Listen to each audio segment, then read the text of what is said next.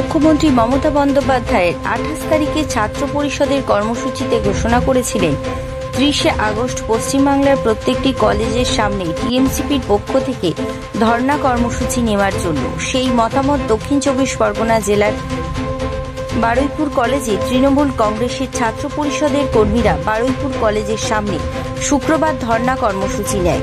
ছাত্রছাত্রীদের স্লোগান ছিল we want justice.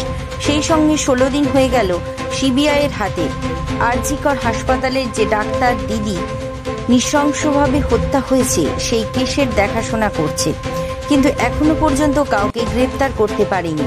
তাই অনেকেই বলছে সিবিআই দিয়ে ভরসা নেই। মুখ্যমন্ত্রী মমতা বন্দ্যোপাধ্যায় বলছে যত তাড়াতাড়ি সম্ভব বিধানসভাতে একটা বিল পাশ করবে, মহিলাদের এমন ঘটনা ঘটলে তাড়াতাড়ি যাতে বিচার পায়। দিদি সেই বিলকে সমর্থক জানাচ্ছে কলেজের ছাত্রছাত্রীরা। বিজেপির থেকে এর বিরোধিতা করলেও তারা বিজেপির এই কর্মকাণ্ডকে বলছে একদিকে বন্ধ করবে, অন্যদিকে বিল আটকাবে। এর জন্য সমালোচনা করে ছাত্রছাত্রীরা। মৃন্ময় নস্করের রিপোর্ট, জেলার বার্তা।